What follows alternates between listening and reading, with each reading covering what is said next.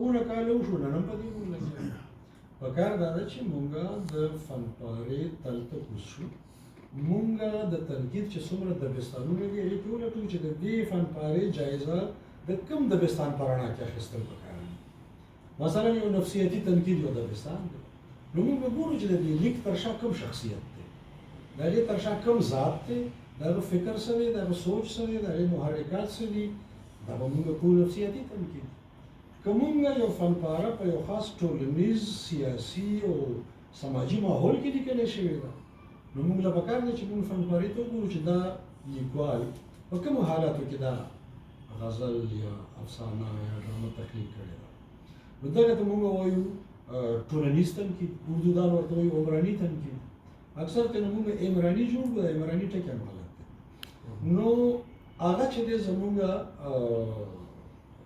عمراني تنقید دی. که مونږ په هغه فنپاره کې ګورو چې دې کې په خامو باندې خوبۍ څومره غالبې دي، د دې فني حسن سره فکري حسن سره جمالیاتي تنقید کوي. دغه شان د تنقید مختلف سکول اف آرټس دي، دبستانونه دي. نو مونږ په خپل غزل افسانه ډرامه کې چې کله په دې ادبي ټولنو کې یو څیز تنقید ته پیش کړو، نو دا خو مونږ نه ګورو. مونږ هغه یو څو خبرې ګورو، په دې سلونه کلونه واخیستل. نو پکار دا ده چې مونږ راشو دې ته چې اول تنقید په ټول ژوند کې یو داسې څیز دی چې دا انساني ارتقا روانه ساتي، متحرک ساتي، ټولنه متحرکه ساتي. بل دا ده چې مونږ بیا په دغه انساني ټولنه کې وګورو چې بلا سوشل ساینسز دي. په هر سوشل ساینس کې د تنقید ضرورت دی. بلا ټولنیز علوم دي، په ټولو ټولنیزو علومو کې د تنقید ضرورت دی، د ارتقا ضرورت دی، د بهترۍ راوستلو ضرورت دی. نو هغه څیزونه هم ذهن کې ساتل پکار دي چې مونږ ته پته وي چې دا تنقید چې مونږ وایو چې د دې ضرورت څه دی، د دې اهمیت څه دی. نو په هغې کې خو به دا وایو چې لومړی اهمیت یې دا دی چې تنقید تحرک دی، حرکت پیدا کوي، تحریکونه زېږوي، انسانیت چې دی هغه تهذیب ته اړوي، بهترۍ ته راولي. نو د دې نه زیات اهم څیز به څه وي د تنقید نه چې تا د غار نه راوباسي او تا په یو خوشحاله معاشره کې د تنقید په زور ودرې. دغه څیزونه مونږ واړه واړه کتلی شو. د یو انسان ویښته ګډوډ دي، نو څنګه چې د غزل بحر وزن ګډوډ وي او هغه توازن مات شي که نو که زه ویښته دلته ښه ډېر پرېږدم او دلته سر ګنجې کړم، توازن مات شو که نه، دا هم د یو غزل بحر وزن مات شو که نه. نو د تنقید کار دا دی چې تا ته ووایي چې یوازې په غزل او په افسانه نه، ستا په ذات کې توازن نشته، ستا په ګرځېدلو کې توازن نشته. مونږ چې کله ګرځو نو د هغې خپل یو اسلوب پکار ده. مونږ چې په ادب کې ټکي استعمالوو، سبک، اسلوب، هغې مطلب دی روش، سلیقه، طریقه. دا به تا ته تنقید ټیک کوي. چېرته کې غلط دی، چېرته توازن نه وتی، چېرته کې ستا حسن مجروح شوی دی، چېرته ستا خامیان په تا کې ټول عمر پاتې دي. دا په ټول ژوند کې ضروري دي. نو زموږ مسله خو ادب سره ده، نو ځکه هغه په ژوند کې د تنقید اهمیت او ضرورت باندې زه ډېر اوږده خبره نه کوم. مونږ راځو ادب ته. او بیا تاسو ما ته موضوع راکړې وه چې د تنقید ارتقا. نو هغه ارتقا ته چې راځو او ارتقا هم په پښتو کې، نو بیا مونږ نیغ په نیغه راځو ادب ته. او د تنقید د نور اړخونه، د سکول اف آرټس، دبستانونه، دا به مونږ یو ځای پرېږدو. حالانکې په دې بحث پکار دی چې د تنقید او تحقیق خپلو کې تخلیق خپلو کې رشته څه ده. کله چې مونږ یو تخلیق کوو نو هغه په خپل ذات کې د یو تنقیدي عمل نه اول تېرو. نو ځکه غزل لیکم نو اول ځان سره فیصله کوم چې دا ټکي ټیک دی، دلته به قافیه صحیح وي، دلته به بحر صحیح راشي په غزل کې. که زه افسانه لیکم دا کرکټر مناسب دی، دا ژبه مناسبه ده. زه اول د خپل ذات کې دننه خپله فنپاره د تنقیدي عمل نه تېروم، نو بیا د هغې اظهار کېږي او بیا نقد هغو ته پیش کېږي. نو د تنقید او د تخلیق ربط څه دی او په دې کې مقدم څه څیز دی؟ تخلیق اول کېږي که تنقید اول کېږي؟ په دې یو بېل بحث پکار دی. دغه شان دی چې د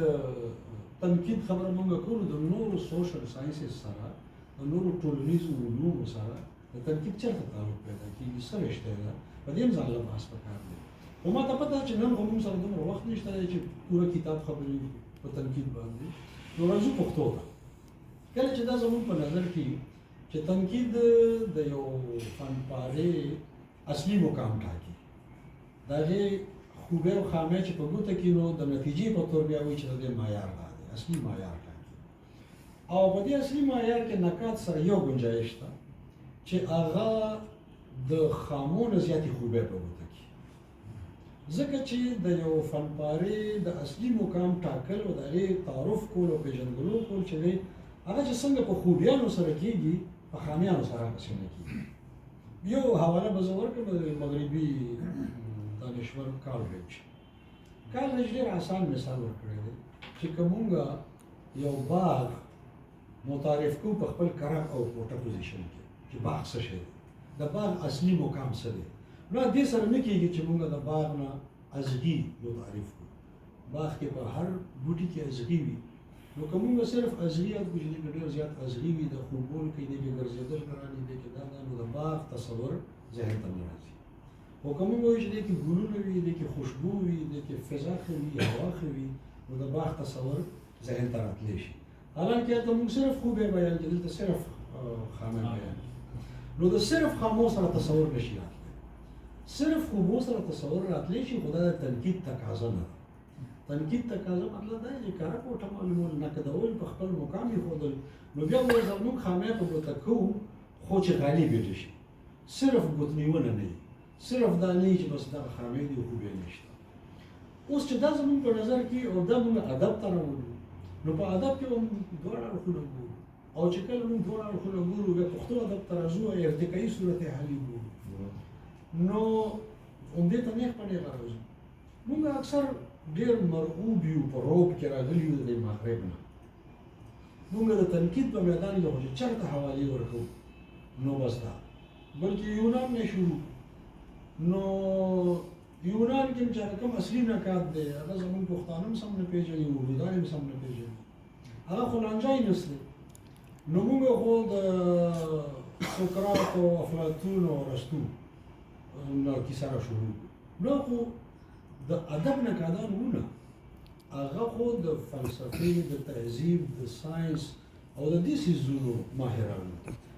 ادیب نکات چې و خو لانجاینس و هغه مونږ پېژنو چې لانجاینس تصور څه دی تنقیدي تصور یې څه دی او حوالې د هغه خلکو ورکوو په مغرب کې یا په یونان کې هم د لانجاینس نه ورکوو د هغه کتاب مشهور کتاب دی اون دی سپلای مغرب انګریزي ترجمه ده ما یې خپله پښتو ترجمه هم کړې ده د ارفعیت په نوم باندې دغه ارفعیت حوالې مونږ په بهرنو کې هم نه ورکوو پکار ده چې بیا مونږ راشو د انګریزي ادب ته نو د هغې نه حوالې ورکوو د تنقید په حواله بیا مونږ ځان ته ډېر عالمان سکالران وایو نو اردو ته راشو نو اردو کې خو ټوله چربه ده اردو کې خو خپل څه شی د تنقید په میدان کې څه خاص نشته که تاسو ډېر لوی نقادان هم راولئ چې د تنقید تاریخ یې لیکلی تاسو د سجاد باقر رضوي راولئ مغرب کې تنقیدي اصول نو هغه څه دي هغه د انګریزي د تنقیدي اصول خلاصې دي ارسطو سے ایلیټ تک د جالبي صاحب هماغه یوناني او د مغرب خلک یې راخیستي دي د هغې تشریح کړې ده ډاکټر سید عبدالله راواخلي یا نور چې څومره زموږ د اردو نقادان دي نو د هغې حوالې ورکوو په خپل پښتو کې موږ وګورو او بل دا ده چې تنقید اوریجنل تنقید هغه دی چې ستا په خپله ټولنه کې د تحریکونو نه راوچت شوی یو تاثر پېښ کړي زما پښتنه ټولنه خو مغرب غوندې نه ده زما په ټولنه کې زما په پښتني ماحول کې د سوچ زاویه بدله ده د نفسیاتو زاویه بدله ده د ادب د تخلیق پس منظر بدل دی زما شخصیات بدل دي زما ټوله معامله بدله ده نو زما په هر فن پاره خو ارسطو او افلاطون نه اپلای کېږي او نه پرې باندې د انګریزي ادب هغه کوټیشن یې اپلای کېږي زما خپل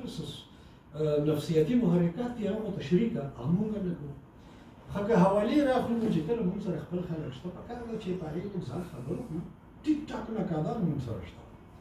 واصف الله صاحب ته سلام پېښ کړو